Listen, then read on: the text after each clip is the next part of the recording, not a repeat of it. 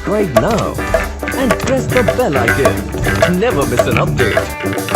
Subscribe now and press the bell icon. Never Bollywood की इस नई बुलेटिन में आप तमाम का स्वागत है और इस्तकबाल है। मसरूफियात हद से ज़्यादा बढ़ गई हैं, लेकिन मसरूफियात के बावजूद भी मैं बॉलीवुड का चैनल कर रहा हूं और हमें उम्मीद है कि हमारा ये चैनल आपको पसंद आ रहा होगा। पिछले बॉलीवुड के बुलेटिन में हमने इस बात का जिक्र किया था कि ऐसे कई कलाकार, ऐसे कई एक्टर थे जिन्होंने बॉलीवुड के करियर की शुरुआत बतौर खलनायक यानी विलन के तौर पर की थी और धीरे धीरे वो हीरो बनते चले गए। उसमें कई कलाकारों का, कई एक्टर्स का भी हमने जिक्र किया था। लेकिन आज हम जिस हीरोइन का जिक्र करने जा रहे हैं तो पहले हीरोइन थी, फिर वो खलनायिका यानी वैम्प बन गई। ऐसे कई खलनायिका, ऐसे वैम्प आपके नज़र में है। 1970 से लेके 1980 तक एक वैम्प का जो रोल अदा करते थे और वो हमेशा अजीत साहब की मोना डार्लिंग बनी हुई थी। उनका नाम है बिंदु, जिन्होंने अपने वैम्प के तौर पर बेहतरीन अदाकारी का मुजाहिरा किया था। इससे पहले 1960 से लेके 1970 के दरमियान एक और वैम्प यानी खलनायिका थी, उनका नाम था शशि कला। शशि कला भी एक बेहतरीन अदाकारा थी और उन्होंने भी खलनायिका के तौर पर, वैम्प के तौर पर अपने बेहतरीन अदाकारी का मुजाहिरा किया था। लेकिन इस बॉलीवुड की इस बुलेटिन में हम उस हीरोइन का जिक्र करने जा रहे हैं जिन्होंने पहली हीरोइन तो थे, लेकिन हालात के बदलते हुए उन्होंने एक बेहतरीन सास का रोल अदा करना शुरू कर दिया और जब भी वो पर्दे पे आती थी तो उनकी अदाकारी से मुतासिर होते थे और ख़ासकर घर की बहू उनसे बेइंतहा नफरत करती थी।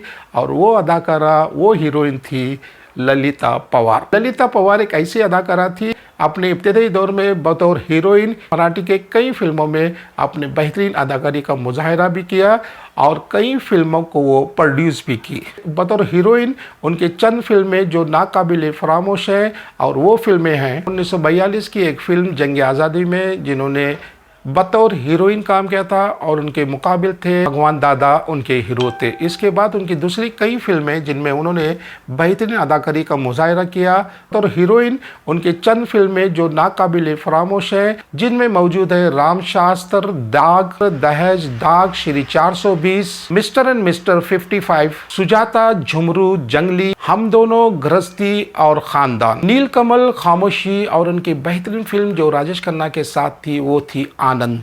ललिता पवार का जन्म 18 अप्रैल 1916 को नासिक में हुआ और उनको फिल्मों में काम करने का बेइंतहा शौक था, इसीलिए वो बचपन से एज अ चाइल्ड आर्टिस्ट फिल्मों में काम करना शुरू कर दिया। और बतौर चाइल्ड आर्टिस्ट उन्होंने राजा हरिश्चंद्र, नेक दोस्त, दुनिया क्या कहेगी में उन्होंने बतौर चाइल्ड आर्टिस्ट काम किया। लेकिन ज़िंदगी एक तरह की नहीं रहती और ललिता पवार के साथ भी यही हुआ और वो एक हादसे का शिकार हो गई। उनके साथ एक ऐसा हादसा पेश है जिसकी वजह से वो फिल्म दुनिया से तकरीबन 3 साल तक दूर रही और ये हादसा हुआ था फिल्म के एक सेट पर। फिल्म जंग आज़ादी जो 1942 में बनाई गई थी और उनके मुकाबिल थे भगवान दादा और एक सीन में उन्हें ललिता पवार को एक झापट रसीद करना था। फिल्म के एक सीन में भगवान दादा को ललिता पवार के चेहरे पे एक थप्पड़ रसीद करना था, लेकिन भगवान दादा का थप्पड़ ललिता पवार के रुखसार पे इतने जोर से और शिद्दत से लगा कि उनका चेहरा फेशियल पैरालिसिस से मुतासिर हो गया, जिसकी वजह से उनकी आंख बुरी तरह से मुतासिर हो गई।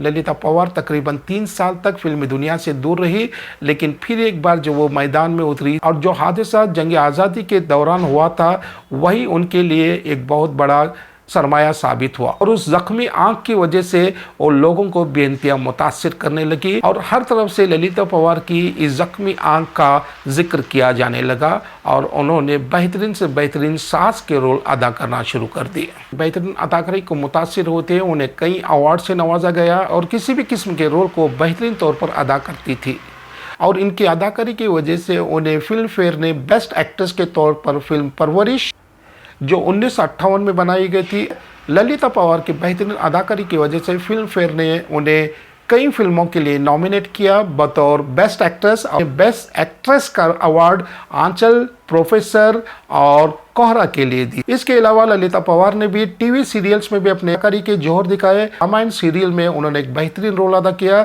जिसे लोग आज भी याद करते हैं। ललिता पवार ने अपनी जिंदगी में 2 शादियां रचाई और पहली शादी थी प्रोड्यूसर गणपत राव पवार, लेकिन ये शादी ज़्यादा देर तक नहीं चली और गणपत राव से अलग होने के बाद राजकुमार गुप्ता से शादी की। ललिता पवार को 1990 में इस बात का पता चला कि वो कैंसर की मरीज हैं।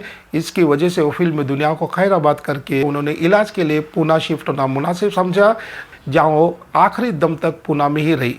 ललिता पवार ने इस कैंसर जैसी बीमारी का मुकाबला तकरीबन 8 साल तक किया। तो ललिता पवार 24 फरवरी 1998 को इस दुनिया से रुखसत हुई। जब ललिता पवार का इंतकाल हुआ, जब ललिता पवार का देहांत हुआ, तो अपने फ्लैट में अकेली थी, क्योंकि उनके शौहर भी कैंसर से मुतासिर थे और उनका इलाज एक हॉस्पिटल में चल रहा था, जिसकी वजह से ललिता पवार अपने फ्लैट में तन्हाई की जिंदगी गुजार रही थी। ललिता पवार की मौत की खबर 2 दिन बाद पता चली, जब उनके फर्जंद मुंबई से उन्हें कॉल किया तो ललिता पवार ने उनके कॉल का कोई जवाब नहीं दिया और उनके लड़के को ये शक हो गया कि कुछ न कुछ गड़बड़ है और उन्होंने पूना का रुख करके जब पता किया तो उनकी माता ललिता पवार इस दुनिया में नहीं है। ललिता पवार 1960 से लेकर 1990 तक फिल्मी दुनिया में अपना मकाम बनाए रखा, लेकिन आज की नई जनरेशन इस ललिता पवार को नहीं जानते हैं। हमने ललिता पवार के ऐसे कई बेहतरीन किरदार देखे हैं जो आज भी हमें याद हैं। बॉलीवुड के चैनल में ऐसे कई किस्से आपको सुनने को मिलेंगे और हमें उम्मीद है कि हमारे चैनल आपको पसंद आ रहा होगा। आप बराए करम इसे शेयर करें, लाइक करें और सब्सक्राइब करें। तब तक के लिए खुदा हाफिज़।